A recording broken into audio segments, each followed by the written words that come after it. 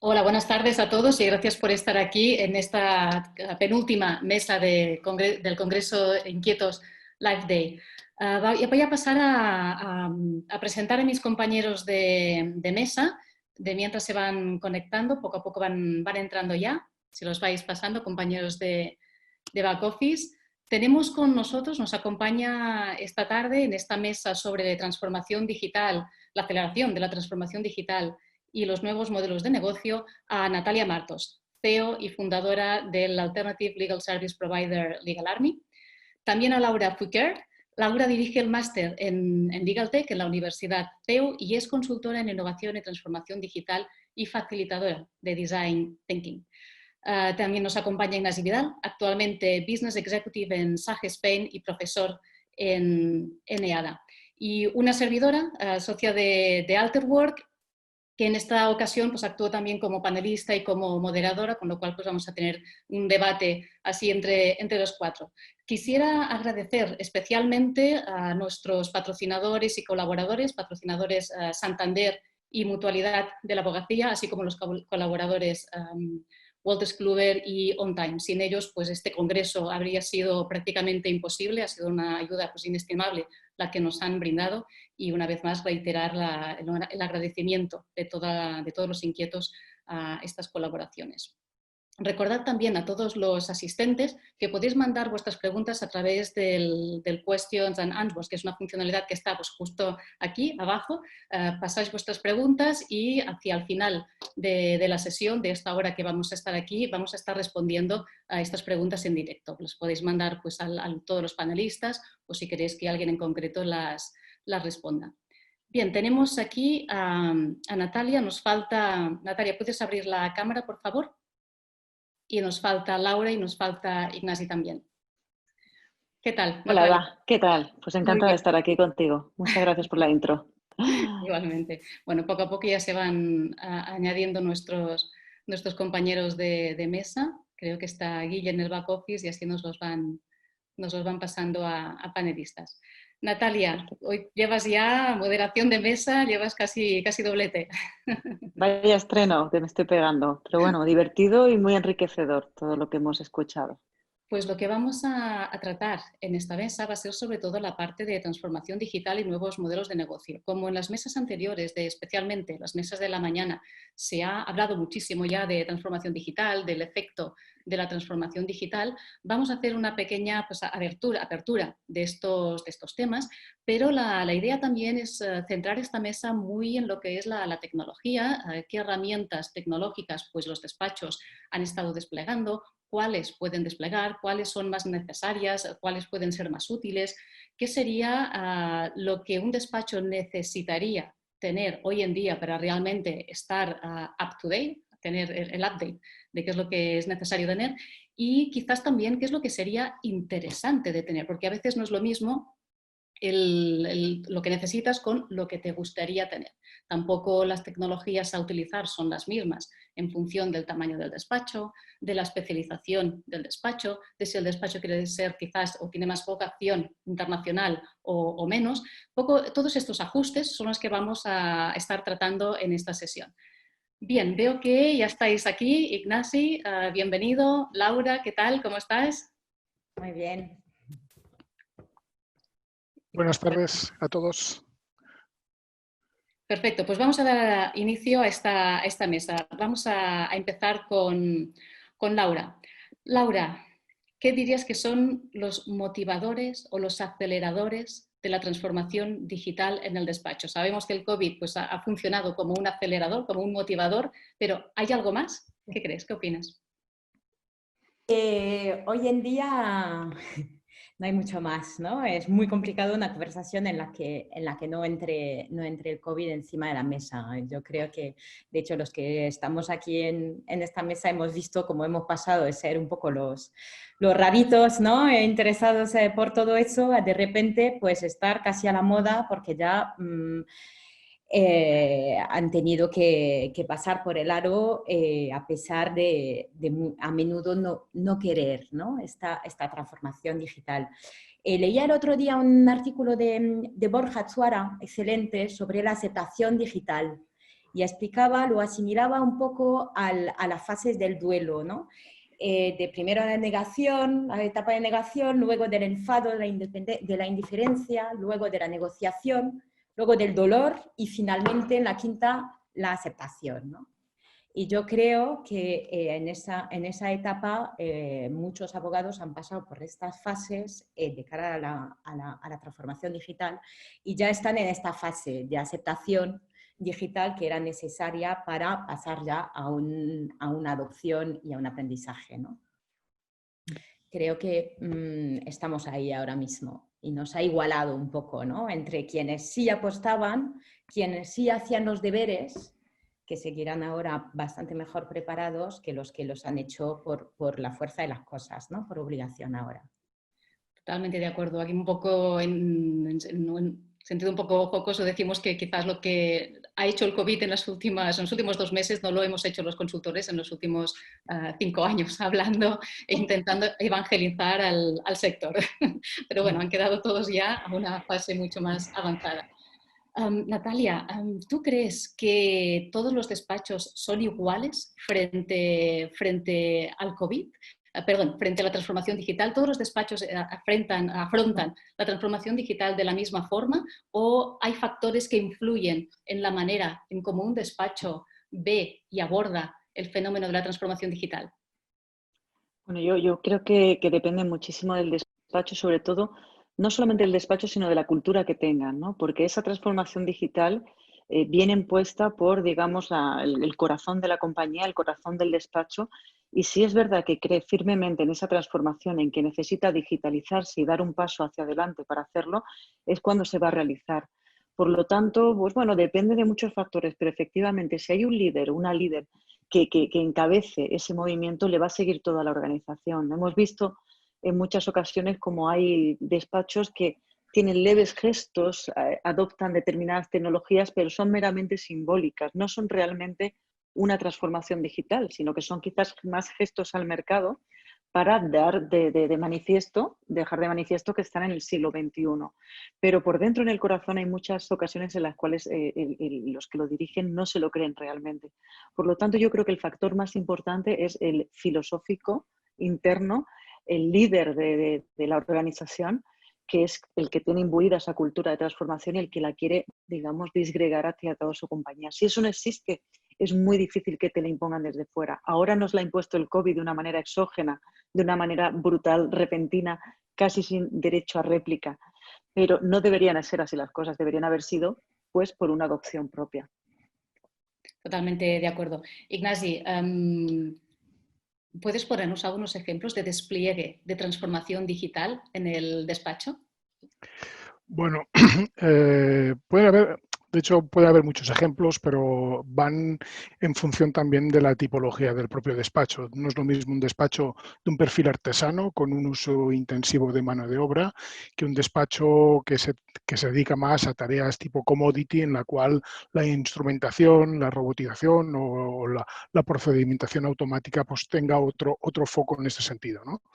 De todas maneras, la transformación digital en los despachos también yo creo que es un tema cultural, ¿no? No es tan solo es una implantación de herramientas y como cultura, como aplicación en los negocios, pues tendrá distintas derivadas. Lo primero que yo diría es cuántos despachos o cuántas empresas en general tienen cultura de I+D en sus organizaciones. Es decir, ¿cuántas veces alguien se pone en el despacho, lo que digo yo, con bata blanca para inventar algo que eso luego lo traduzca en un nuevo formato de negocio, en un nuevo modelo de negocio? ¿Por qué no va de implementar el SharePoint o el Planner o el Microsoft Flow? No estamos hablando de implementar estas cosas porque igual que cuando tú tienes un martillo puedes hacer un boquete en la pared o hacer la escultura de Miguel Ángel, pues con una herramienta de Microsoft o de SAP o de lo que sea, pues lógicamente puedes hacer el mismo daño o la misma virtud, ¿no? Entonces, dicho esto, pues yo qué sé, podemos encontrar aplicaciones muy claras en la gestión documental, por ejemplo, en despachos que gestionen grandes volúmenes de información, e incluso ya no la típica gestión argumental de indexado por contenidos, por temas, por informes, sino incluso ya de qué manera y de qué forma proactiva la inteligencia artificial está entrando en esa gestión y en esa creación de patrones corporativos. Temas como factura electrónica, la firma digital, cómo son cosas que la transformación digital está entrando. Decir, por ejemplo, una última encuesta que tengo reciente, que solo el 22% de los despachos profesionales tienen firma digital. Cuidadito, ¿eh? Y estamos todo el día firmando cosas. O las relaciones con los clientes, o el uso de generación de informes. El propio tema del teletrabajo, ¿no? El propio tema del teletrabajo, que no es hacer telecosas, que es otra cosa. El teletrabajo muchas veces, o el COVID como tal, nos está metiendo solo delante de un espejo. No nos está ni enfocando ni enviando hacia una nueva realidad. Simplemente nos ha puesto delante de un espejo y cuando acabe el COVID veremos dónde estamos. O en el cross-sell de los clientes. ¿Realmente conocemos las cuotas de participación de negocio en los clientes para poderlas desarrollar? O con insights en los propios clientes, ¿no? Diagnosticador del negocio, etcétera. La marca personal, herramientas colaborativas, como he dicho antes, con el Planner, el SharePoint, etcétera, que en este caso, de manera transversal, con otros colaboradores propios o ajenos a la organización y con clientes o proveedores, pueden establecer conductas de interrelación de información. O, por acabar, por ejemplo, todo lo que son los planes de formación, que en este caso en un formato también electrónico, en formato Scrum, puedes también elaborar y crear planes de formación muy completos, muy desasistidos, muy potentes, para poder desarrollar toda esta propuesta de valor internamente dentro del despacho. Gracias, Ignacio. Sin duda, un montón de cosas las que nos estás proponiendo y creo que van desde la base a una firma electrónica a la tecnología más avanzada como puede ser inteligencia artificial. Y esto es un poco lo que quisiéramos intentar centrar en esta mesa. Es decir, si soy un despacho, ¿qué me tengo que poner? Al final la pregunta muchas veces es esta. ¿Qué es lo que tengo que contratar para yo estar bien? Claro, la respuesta no siempre es fácil porque no es la misma para todos. Si fuera la misma, seríamos clones, los despachos no se diferenciarían entre ellos. Hay muchas más formas de diferenciarse, lo han tratado en la mesa anterior y se ha ido comentando a lo largo del día, pero incluso las tecnologías que implantemos en el despacho, hay una base común, lo decíamos antes, necesaria, firma electrónica, y luego pues ahora te voy a preguntar, Natalia, sobre los ERPs que comentábamos hace un ratito, pero es necesario tener todo. ¿Qué necesito para empezar, para estar bien? ¿Qué cosas necesito? Y luego, ya un poco más hacia adelante, me gustaría que planteáramos, que debatiéramos también entre todos el tema de la inteligencia artificial. ¿La necesito, no la necesito? ¿Cuál funciona, cuál no funciona? ¿Qué hay de verdad, qué no hay de verdad? ¿Cuánto cuesta? ¿Y es para mí o no es para mí? Esto lo dejaremos un poco para más avanzada la mesa, pero empecemos un poco por lo básico. Natalia, ¿con qué debería empezar un despacho? Y coméntanos también sobre el tema de los RPs que me has comentado antes, qué son, para qué sirven, los necesita un despacho, todo despacho, al hilo de lo que apuntaba Ignasi de métricas también. Pues Eva, solamente apostillar lo que comentabas. A mí he tenido una experiencia con el tema de la tecnología que tú también has conocido de primera mano, y es que me he dedicado a investigar tecnologías porque dices, a ver, ¿qué hago yo con mi despacho, con mi firma, que es particular? Todos somos singulares y tenemos diferencias, ¿no? Y es cierto que en un primer momento de boom, de eclosión de las tecnologías, te vas a los fuegos artificiales y de repente dices, quiero inteligencia artificial, quiero hacer cosas hiper sofisticadas que luego cuando bajas a tierra dices, no, o sea, después de años, yo he estado un par de años haciendo benchmarking de todo tipo de tecnologías, me doy cuenta de que tenía que empezar por abajo, y por abajo es empezar a controlar, por ejemplo, la gestión de proyectos. Y para mí, especialmente en este COVID, ha sido indispensable y fundamental el hecho de haber implementado unos meses antes un sistema de ERP, de gestión de proyectos, que me ha permitido saber en cada momento todo mi equipo cómo estaba, a nivel de cargabilidad de trabajo, saber cómo repartir los asuntos entre unos y otros, intentar que no se solapen, ver rentabilidad por cliente, ver un montón de variables y KPIs que si yo no hubiera tenido eso, hubiera ido absolutamente a ciegas, se hubiera mandado a cada uno de ellos a casa sin saber absolutamente nada de cómo van los proyectos, los deliveries, las calidades, etc. Entonces, para mí es fundamental, entre otras herramientas, fundamentalmente la comunicación, como comentaba Ignasi, que tenemos que tener unas herramientas de comunicación sólidas, y eso es es así, pero el ERP creo que es fundamental para poder gestionar online la firma de abogados y que todo marche como la seda, porque esto volverá a pasar. Totalmente de acuerdo. Laura, ¿qué más puedes añadir a esas tecnologías básicas que un despacho hoy en día debería tener? Y si ya nos puedes empezar a entrar en el tema de cómo abordar ese proceso de implementación tecnológica a nivel pues, de metodologías ágiles para abordar proyectos no estrictamente jurídicos, sino de implantación tecnológica. ¿Cuál es tu experiencia? Y pues, a ver, yo creo que lo básico es que, como lo ha apuntado Ignacio con su cifra que me he dejado ahí, ¿no? Que solamente el 26% de los despachos usa firma electrónica, ¿no? Esto es un dato que nos hace ver que lo que pues, quizá para nosotros sea muy básicos, pues ni siquiera se está usando, ¿no? Entonces, el RP que comenta Natalia, si queremos avanzar un poquito más, una herramienta que nos permita gestionar, automatizar contratos, ¿no? Según un poco a lo que nos dediquemos, pero la parte de contratos se pierde un tiempo que no es tiempo de calidad, ¿no? Y de hecho obliga a menudo a reinventar la rueda y rehacer en lugar de pues, poder hacerse una suerte de una biblioteca de cláusula y poder incluso en el propio paso, ¿no? Del proceso de gestión y de firma hasta la firma del contrato, ¿no? Eso podría ser uno. En cuanto a metodología, que sabes que yo quería hablar de este tema, pues es que en mi experiencia, cuando hablamos con despachos que han llevado a cabo la implantación de una herramienta, pues no sé, de gestión documental, que mucha gente está ahora con ello, yo de varios países me han dicho lo mismo. Hemos subestimado las personas, hemos subestimado el factor humano, ¿no? Hemos creído que teniendo una tecnología buena, puntera, con esto iba a ir como la seda y no es así. Y el problema suele ser en las personas, ¿no? Entonces, yo lo que me he encontrado por el camino y a lo que me he aficionado de cara a esta parte de adopción, ¿no? Y de asegurarse de que todos estaban en el mismo barco, yo uso la metodología de Design Thinking, hay varias metodologías ágiles, que realmente es irse un paso antes de la tecnología, ¿no? Yo casi diría, antes de adoptar tecnología hay que adoptar la cultura de la tecnología, antes que la tecnología en sí misma, ¿no? Y esto es porque en estos sectores son estos métodos que están utilizando, ¿no?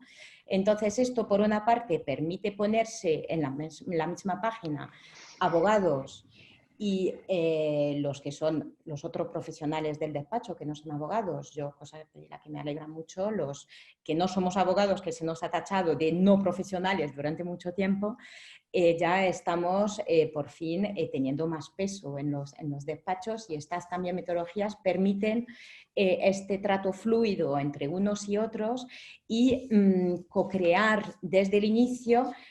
No es una imposición. A partir de ahora vamos a usar esta herramienta de gestión documental y lo más seguro es que la mitad nos lo va a duplicar. Se va a seguir guardando los documentos en el escritorio hasta que les obliguen.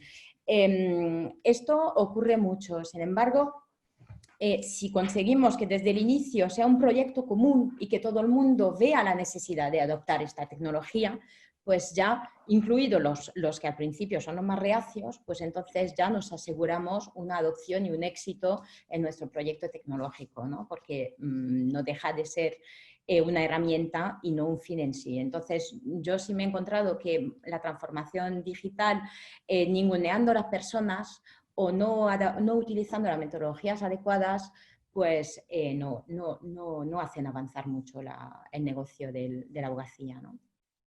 Estoy de acuerdo, Laura, y comparto totalmente tus inquietudes y un poco tus experiencias también, porque han sido pues, compartidas por todos los compañeros de mesa desde distintos puntos de vista, desde el ámbito pues, de negocio, desde el ámbito de consultor, desde el ámbito de empresa que se dedica pues, a crear sistemas tecnológicos. Es decir, creo que aquí aunamos todos los puntos de vista y uno de los factores principales que frena la transformación digital realmente es la adopción. Y de hecho, uno de los indicadores que nosotros vemos constantemente es la infrautilización de los sistemas. Tenemos pues, casas comerciales que han desarrollado sistemas tecnológicos potentes, con muchas funcionalidades, y son poco utilizadas por los despachos. Si se utilizaran en toda su capacidad, en toda su magnitud, probablemente el despacho estaría mejor preparado para afrontar esta situación en la que estamos y que además va a seguir para tiempo.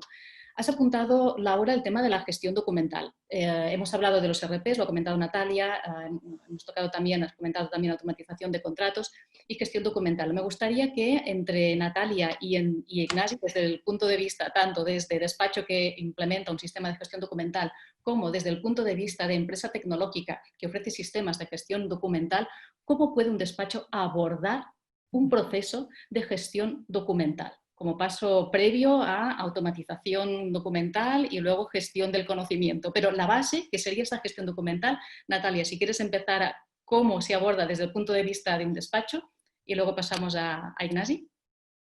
Bueno, primero hay que detectar el valor que tiene la gestión documental y contar con ese KM, ese Knowledge Management, que es fundamental, tanto en despachos como en asesoría jurídica. Es un tema que, bueno, los abogados, a mí me ha pasado de llegar a bufetes y decir, qué bien, voy a tener mi KM, mi repositorio documental, y llegas y no existe.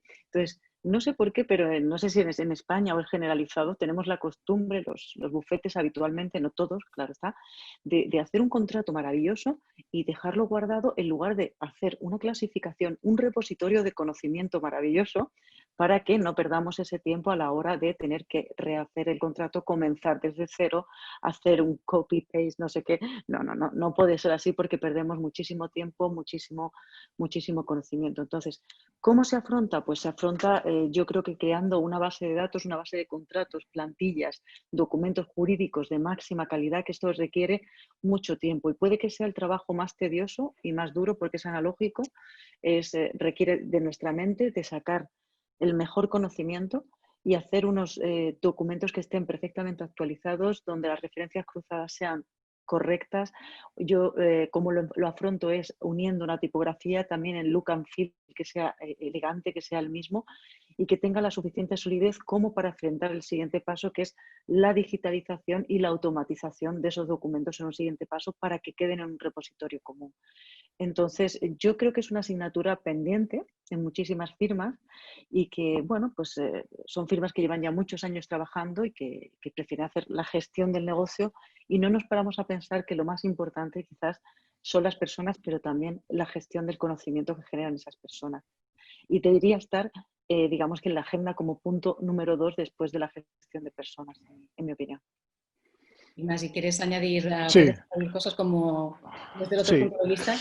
Sí, a ver, como gestión documental yo diría que es otra de esas palabras mágicas que hay, que se piensa, que normalmente se puede pensar que por el hecho de tenerlas, adquirirlas e incluso implantarlas, pues ya tenemos la vida resuelta, ¿no?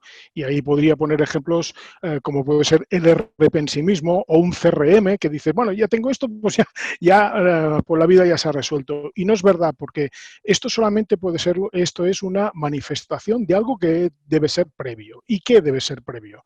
Por ejemplo, la reestructuración, el conocimiento, la definición de todos los procedimientos que conducen en esa definición de la documentación.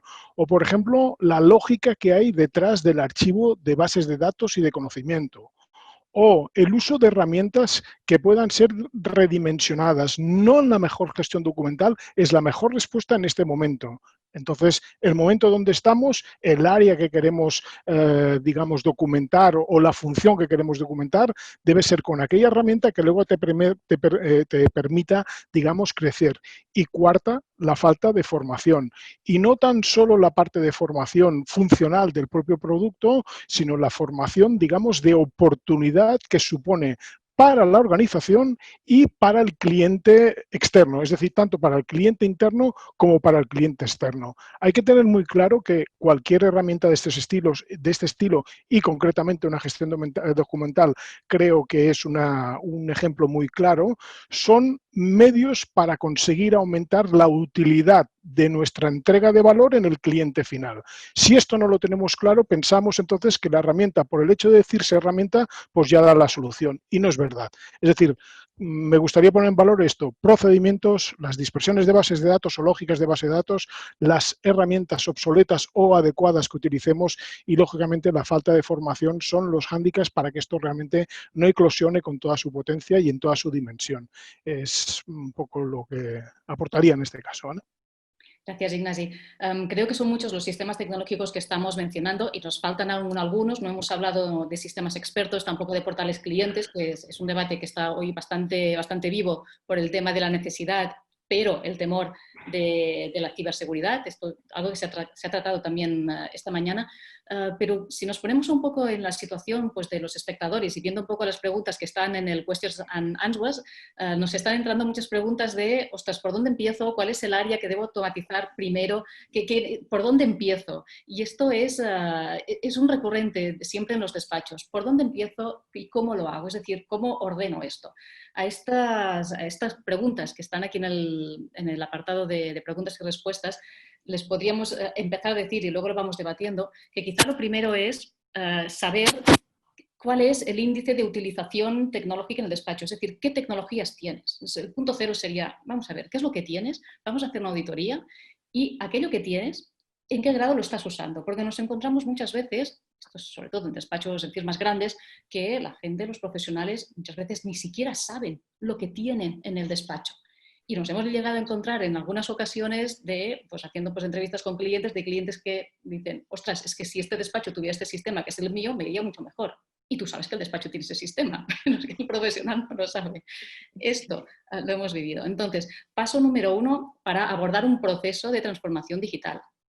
Vamos a parar, qué es lo que tienes, vamos a ver el conocimiento de sus profesionales de lo que tienes y a partir de ahí vamos a ver si incrementamos ese uso y si lo que tú tienes vale o no vale, si hay que cambiarlo, porque quizás lo que tienes ya te vale. Y luego a partir de ahí definir las necesidades del despacho en base a su estrategia, a su tamaño y en base a muchas consideraciones y definir una hoja de ruta para poco a poco ir implementando lo que te falta, ir llegando, siempre con metodologías muy ad hoc, como ha comentado Laura.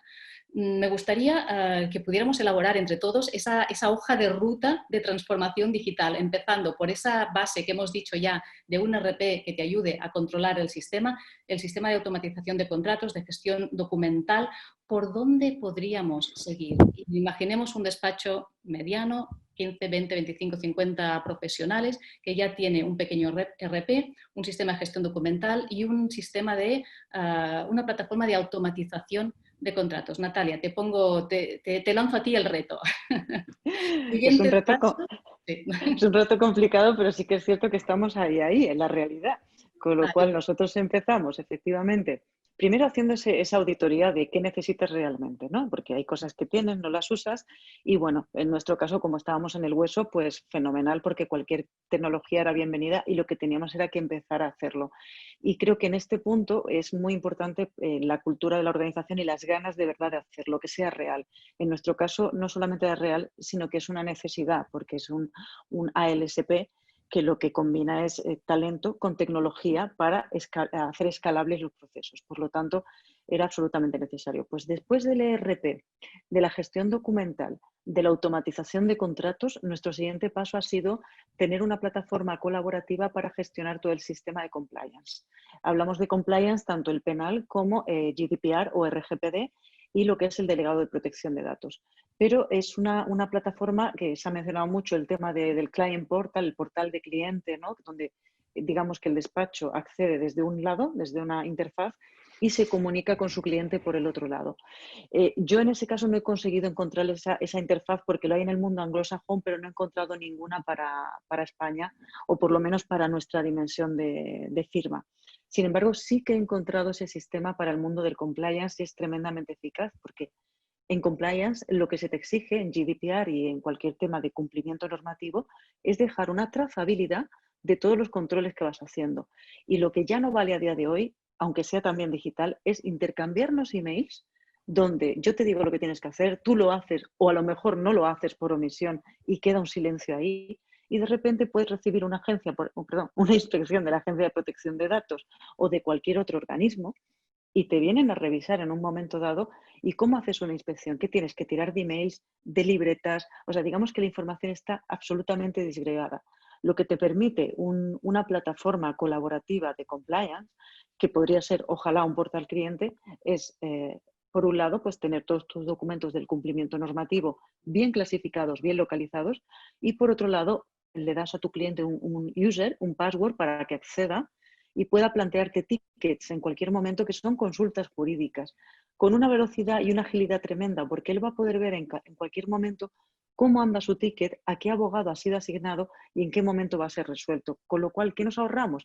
Centenares de emails de ida y vuelta, centenares de versiones V1, V2, V20, V1000 de un documento. ¿Por qué? Porque estás trabajando en modo colaborativo en un solo espacio. Y por lo tanto, para mí, ese es un siguiente paso sin llegar, porque en ese es el paso en el que yo me he quedado por ahora, y que los compañeros nos expliquen el futuro, que es lo que necesitamos. Claro que sí.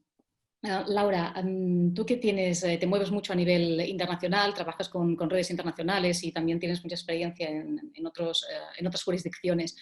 ¿Cuál sería ese roadmap para un despacho que esté quizás más avanzado? Natalia comentaba pues, que aquí en España pues, hay ciertas limitaciones en sistemas tecnológicos. De lo que tú has podido ver por ahí, ¿qué están haciendo los despachos fuera que nos pueda servir a nosotros para ver, para imitar, incluso para copiar directamente? Que al final es una forma de innovación. Pues fíjate que tal vez dejando aparte el mundo anglosajón, con eso de que en España está el complejo de estar atrás siempre, ¿no? Yo eso lo he oído mucho en España, ¿no? Es decir, nosotros... Y en mi experiencia, en Europa, desde luego, no creas que estén más avanzados que nosotros. No lo están. Algunos sí un poquito para determinados puntos, pero no porque también, y ahí ya voy específicamente al tema de inteligencia artificial, que es que justo hoy estábamos comentando pues tema para herramientas de due diligence y estaban de un montón de países expresando su misma frustración de que fuera del inglés era complicadísimo encontrar, sin dejarte ahí engañar, encontrar herramienta que realmente te funcione en otro idioma, ¿no? Y ahí, de cara a idioma, creo que estamos aquí en España hasta un pelín mejor parados porque tenemos un idioma que no se usa solamente en España y entonces hay un potencial para los vendedores de estos servicios se amplía a todo LATAM, ¿no? Sin embargo, se me estaban quejando, eran unos italianos y unos noruegos que dijeron nosotros, es que esto no, y tiene pinta de que no nos va a llegar, ¿no? Porque realmente esta parte, si no representa mercado para los vendedores, pues por ahí no van a estar. Entonces creo que precisamente tenemos ahora el riesgo de que según los idiomas, los idiomas y las jurisdicciones, que algunos se van a quedar más atrás que otros, ¿no? Luego, unido a esto, hay países que son aún más conservadores de cara a que lo eran con la publicidad de los abogados. En esta parte no creas que en España estemos mal comparado con otras jurisdicciones, ¿no? Sí que ha habido más, quizá en varios países hay más pelea que aquí por que todas estas herramientas y tal nazcan de la mano de los abogados, ¿no? Quizá aquí la parte legal tech de provisión también, quizá más bien de provisión directa de servicios jurídicos, se nos ha ido un poco de las manos, ¿no? Y lo están llevando a cabo sectores que no tienen ya ni mucho que ver con la abogacía. Y ahí sí que pues con la forma incubadores de colegios de abogados y demás, pues se han metido más en esto. Pero si no, en esta parte internacional yo diría que estamos bastante igualados en la mayoría de los países. Con en la cabeza Inglaterra y Estados Unidos, ¿no? Pero que también con sistemas muy distintos. Cierto, salvando los más grandes, bueno, pues es bueno saber que no estamos tan mal y que estamos ahí. Entonces, si no estamos tan mal y esta base mínima más o menos la vamos teniendo, Ignasi, vamos a abrir un poco el debate sobre la inteligencia artificial. ¿Qué sistemas? Ya Laura ha empezado a comentar sobre este tema diciendo pues, que el tema idiomático es un problema, lo es, conocemos bien el problema, pero Ignasi, ¿qué sistemas de inteligencia artificial tenemos hoy en día que un despacho pueda utilizar de forma más o menos efectiva? ¿O cuál es tu opinión sobre la efectividad de estos sistemas de inteligencia artificial? ¿Qué tenemos? ¿Qué funciona? ¿Y qué recomendamos a nuestros espectadores que empiecen a testar ya?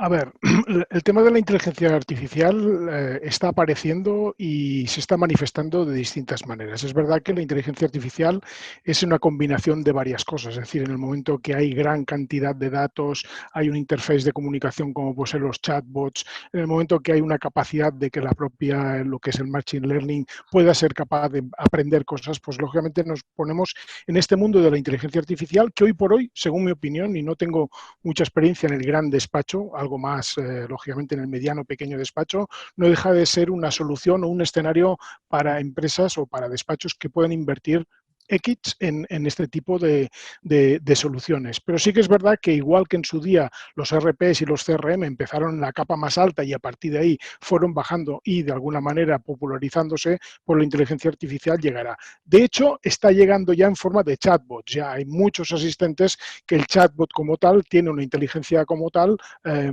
pues que es aplicable. Conozco algún caso, en este caso, pues de chatbots pues para dar soporte a clientes o chatbots que son capaces de empezar a proveer información.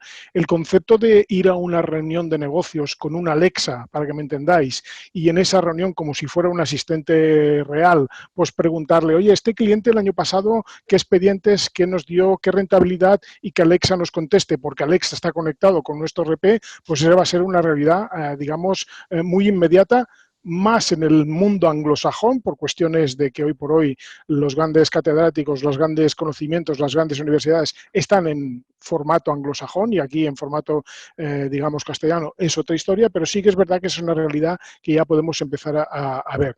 De hecho, los chatbots están funcionando tanto en soporte interno del propio despacho o de la propia empresa como en formato asistente con el cliente.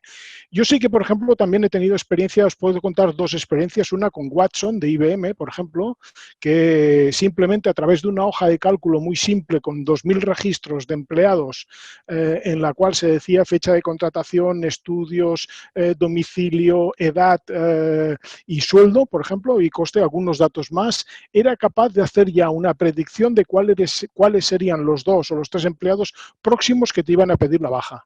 O cuál debía ser el perfil, el patrón de empleado que debías contratarlo para que el tiempo medio de permanencia en la empresa fuera superior a 3 años. Y esto te lo daba ya una máquina en base a una lógica como tal. Si además tú quieres contratar esa lógica de esa hoja de cálculo con la lógica de otro conjunto de datos que tienes de otras hojas que tú como proveedor pues puedes tener, hablando de respeto en protección de datos, pero tú puedes tener esa información y combinarla, imaginaros qué combinación de resultados puede salir subcontratado ad hoc. Y el último ejemplo que puedo poner también es, lógicamente, en el mundo contable y financiero, cómo tú vas a tener virtualmente una ranura donde vas a poner los estados contables y por la otra ranura te van a salir ya directamente todos los datos desde un punto de vista de interpretación y desde un punto de vista de predicción. ¿Por qué? Porque vas a tener también patrones de comportamiento y vas a tener también lógica de negocio. Si tú eres una asesoría fiscal y estás llevando a 80 clientes, de verdad que no tienes el conocimiento de los estados financieros de estos 80 clientes y puedes hacer un benchmarking o puedes hacer una comparativa con el cliente final sobre el cual quieres vender este servicio de conocimiento. Es decir, esto irá descendiendo, esto irá, digamos, aterrizando y estas lógicas de conocimiento que muchas veces están soportadas en grandes masas de información o grandes masas de información cualitativa pueden luego reportarse, pueden manifestarse en lógicas de negocio, pues para incrementar la facturación, para incrementar los servicios, para incrementar la utilidad del cliente, para mejorar en definitiva la entrega de valor que hace el despacho al propio cliente. Es decir, el momento es para comprarse palomitas y mirar qué va a pasar, ¿eh? Cierto. Sí, es así. El cambio va a ser mayúsculo, pero sí que es cierto que, como apuntas, Ignasi, pues hay algunas tecnologías como los chatbots que están haciendo ya maravillas, que llevan nuevamente sistemas expertos detrás. De hecho, es un sistema experto pues, que entrena, que analiza y que te reporta información muy avanzada. En este sentido, Natalia, la digitalización de servicios? ¿Cómo podríamos empezar a digitalizar un servicio utilizando estas tecnologías que ya existen? Es decir, cuando los despachos pues, tienen un elenco de servicios tradicionales que los prestan de una forma muy tradicional, por el email, por enviando documentos, etcétera. ¿Cómo podemos hacer o cuál sería la vía o qué tecnologías necesitaríamos para que ese servicio fuera 100% digital? Con 100% digital nos referimos a se vende online, se contrata online, se presta online y se cobra online. Todo, es decir, el concepto de ingresos pasivos. Correcto. O sea, hablamos de hacer un Netflix, y perdón por la mención a marca, pero hablaríamos de eso, ¿no? Todo el proceso es absolutamente online. Todo Pues online, mira, en ese pura sentido, digitalización. correcto, ese es uno de los retos que yo tengo en la cabeza y llevo estudiando durante todo este tiempo. Me parecía que iba a ser mucho más sencillo, pero no, porque la abogacía contiene ese elemento, digamos, de confianza, de relación, del tú a tú, pero sí que es cierto que hay determinadas partes del derecho o prácticas que se pueden separar y que se pueden perfectamente canalizar en un producto digital. Entonces, para mí creo que es un objetivo clave y que lo consiga primero, y que ya se está consiguiendo de hecho en otros mercados, es productivizar los servicios. Esto es, entonces, por ejemplo, hay un producto que es muy fácilmente productivizable, que es el delegado de protección de datos, por ejemplo, el Data Protection Officer. Es cierto que tienes que tener un abogado detrás especializado con unos determinados requerimientos que te pide el Reglamento General de Protección de Datos Europeo. Pero también es cierto que tú puedes contratar un servicio en el cual hay un bundle donde tengas una tecnología que se contrate online, que te pueda cotizar online cuánto te costaría ese DPO en función de unos parámetros predeterminados por el cliente. Esto es, qué tipo de datos tratas, cuántos empleados tienes, volumen de negocio, facturación, etcétera, etcétera. Y en muy poquito tiempo puedes analizar, darle un rango X, una horquilla de facturación, de pricing más bien, y digamos que la contratación se puede hacer online, se le puede asignar un abogado que él vea el currículum y vea la trayectoria que cumple con todos los requisitos del RGPD y que además el onboarding del cliente sobre la plataforma también se le haga a través de una videoconferencia, entre perfectamente y desde ese minuto ya tiene contratado, digamos, su DPO as a service, lo podemos llamar así. Por ejemplo, totalmente legal, válidamente registrado ante la Agencia Española de Protección de Datos. Es una persona la que está detrás, por supuesto, pero tenemos un ejemplo en el cual, digamos, haces ese bundle entre persona, talento jurídico y tecnología, pero se ha productivizado todo el ciclo, desde el inicio y la cotización, contratación y toda la gestión del proceso. Ese sería un ejemplo para mí bastante interesante. Muchas gracias, Natalia, y sobre todo por la generosidad en explicar el detalle y con tan lujo de detalle de este servicio, que además es un servicio que es propio, con lo cual la generosidad aquí es máxima por hacer extensivo este conocimiento. Laura, fomentar procesos de digitalización de servicios forma parte de un proceso de innovación, de creación. Muchas veces los despachos dicen, es que no sé por dónde empezar, no sé qué elegir, qué es lo que puedo hacer. Con tu experiencia en procesos de design thinking, de creatividad, ¿cómo funcionaría ese proceso? Es decir, ¿cómo las metodologías ágiles, en este caso el design thinking, puede ayudar a los despachos a fomentar esas ideas más creativas para hacer ese viaje hacia la digitalización de los servicios? Pues lo primero, porque pone en el centro al cliente. Y tener presente y de forma vital al cliente en el medio de todo es la única forma para luego confeccionar servicios, sean del todo digitalizados como el que propone Natalia o no, pues si está, o sea, es poner el cliente y poner el foco en los problemas, que a menudo creemos que conocemos los problemas, pero incluso yo, por ejemplo, no pregunto qué necesitas, pregunto cuál es tu problema y ya juntos vamos a ver cómo solucionar tu problema. Que a lo mejor crees que necesitas, esto es lo de siempre, ¿no? Un caballo, ¿qué necesitas? Un caballo que va más rápido, ¿no? Pues ahí nos quedábamos en lugar de inventar la rueda. Entonces, esta parte que hay... Muchas veces los profesionales presuponen, ¿no? Sí, yo sé lo que quiere mi cliente. ¿Se lo has preguntado? No, pero es que, pues ya está. Entonces, Eso permite que realmente es que al final la transformación digital, de hecho lo estábamos comentando antes, esto es la mesa, ¿no? del Inquietos Live Day es la mesa de transformación digital, pero es que todos han hablado de transformación digital.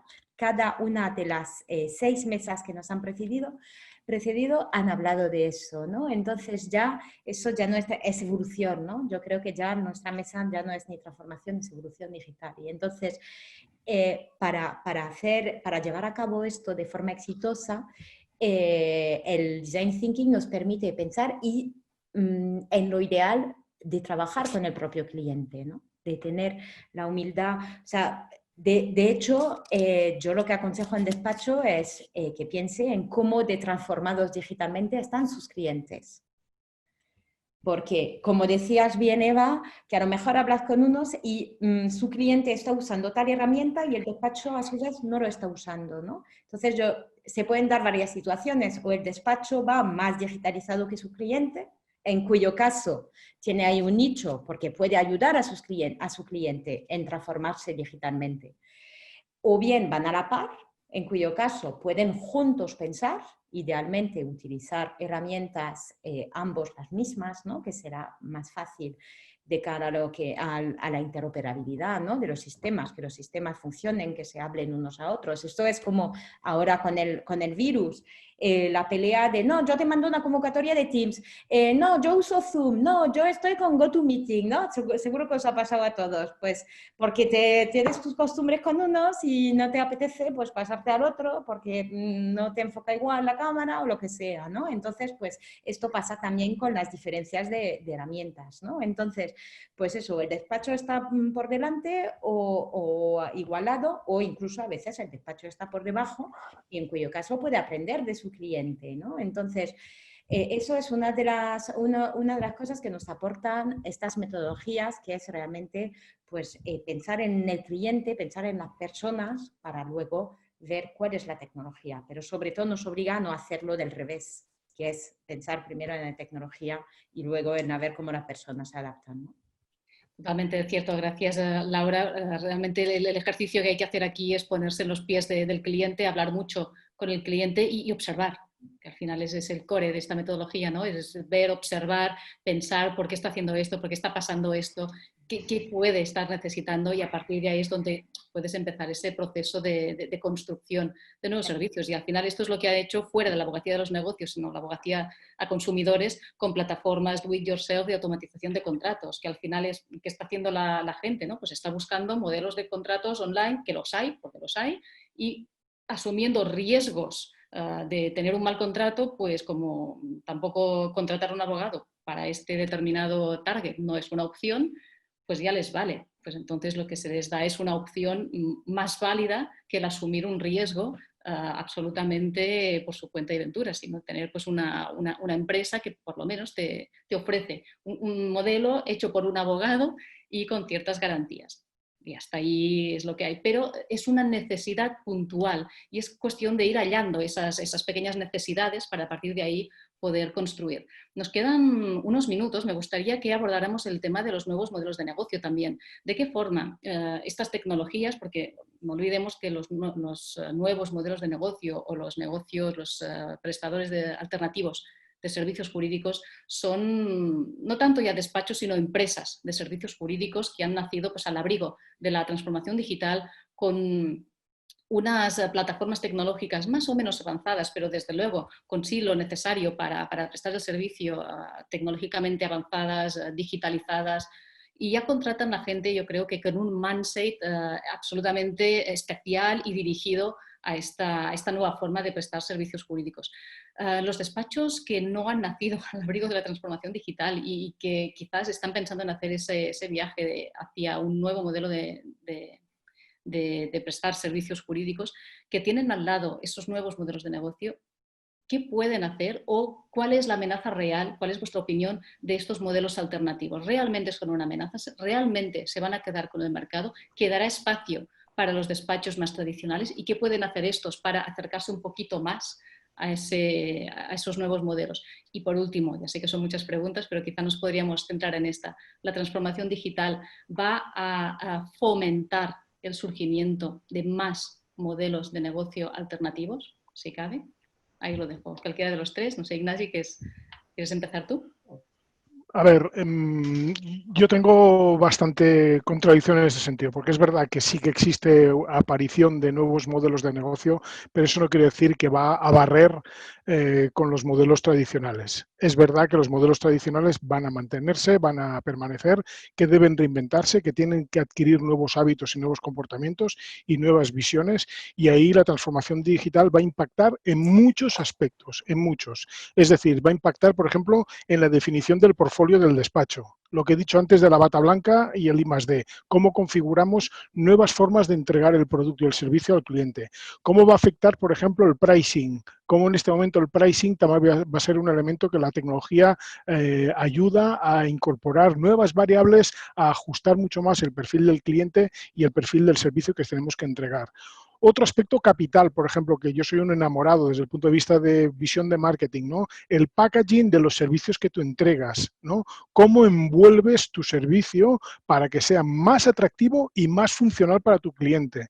Si tú eres un asesor fiscal, puedes entregar una hoja de papel pautado con el balance, o puedes entregar un acceso directo en un formato Power BI que sea mucho más funcional, por ejemplo, ¿no? Entonces, el packaging de los servicios o la propia relación con el cliente, qué conocimiento yo tengo del cliente, cuántos negocios van a morir en esta crisis porque no han podido conectar con sus clientes a ofrecer servicios alternativos. Directamente no tenían el conocimiento del cliente, no tenían ni siquiera, en algunos casos, ni el teléfono, por ejemplo, pequeños comercios, por decir algo, ¿vale?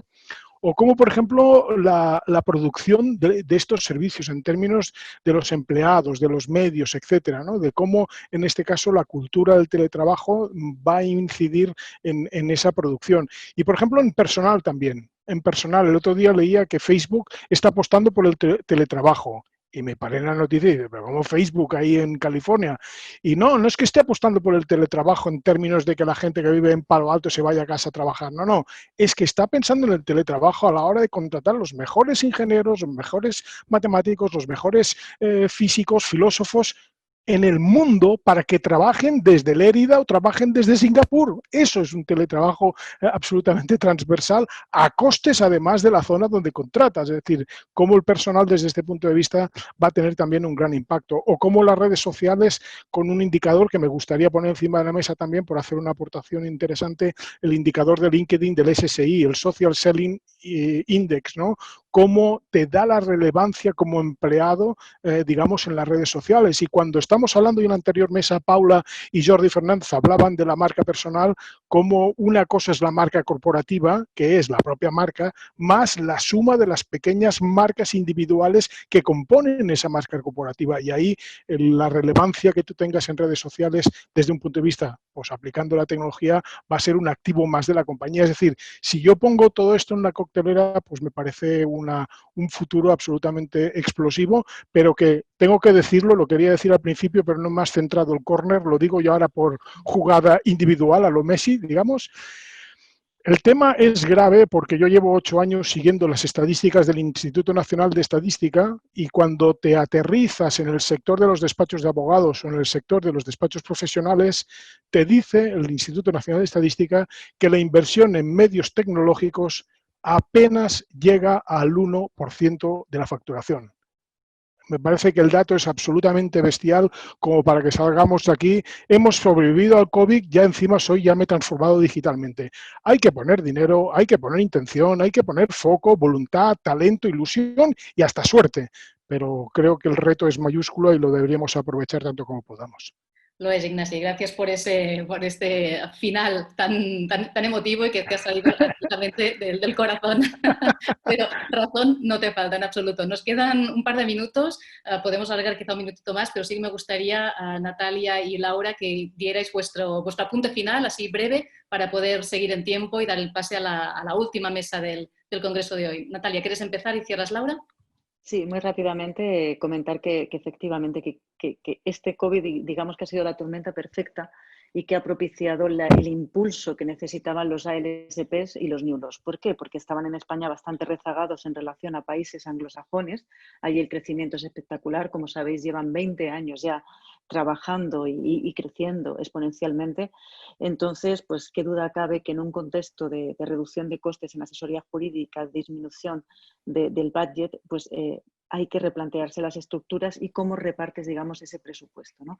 Y lógicamente, pues los que somos ALSP o hemos nacido, digamos, con esa vocación tecnológica, esa cultura y filosofía tecnológica, tenemos ahora un momento muy bueno en el sentido en el que yo no creo que compitamos ni vayamos a desplazar en ningún caso a los despachos tradicionales, sino que se abre una panoplia de servicios y de prestadores de servicios jurídicos diferentes que es maravilloso. Yo creo que asistimos a un momento en el mundo de los servicios jurídicos que es fascinante, porque vamos a convivir despachos tradicionales con ALSPs, con consultoras, con Legal Tech, con asesorías jurídicas que implementan Legal Tech, y en lugar de mirarlo como algo negativo, hay que mirarlo como algo tremendamente positivo, porque todos nos podemos ayudar y podemos crecer en este entorno que ha sido a base de empujones, pero bueno, que al final del día nos va a llevar todos a buen puerto. Totalmente cierto. Laura, ¿qué tal el reto del último minuto? Pues yo creo que desde luego lo que sí vamos a ver es pasar de esta parte de Legal Tech, de apoyo a los juristas, va a ser esto el paso definitivo de la Legal Tech a la Law Tech, ¿no? Que la Law Tech es directamente esta prestación de servicio, porque ojalá este paso lo den los despachos. Yo a la inversa de Natalia creo que efectivamente pueden convivir, pero creo que los despachos deberían y podrían aprender mucho de vosotros, ¿no?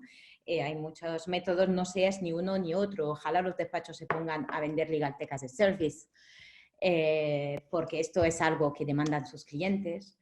Y quizá mi conclusión es importante, porque lo veo y veo muchas conversaciones por ahí, tener Zoom con sus clientes no es estar transformado digitalmente, ni mucho menos. Así es, Totalmente. gracias por esa frase, así como lapidaria y de resumen de todo, que no porque estemos utilizando plataformas de este tipo significa que estemos transformados digitalmente. Muchísimas gracias a los tres por haber estado aquí, por compartir conocimiento, experiencias y por acompañarnos esta tarde.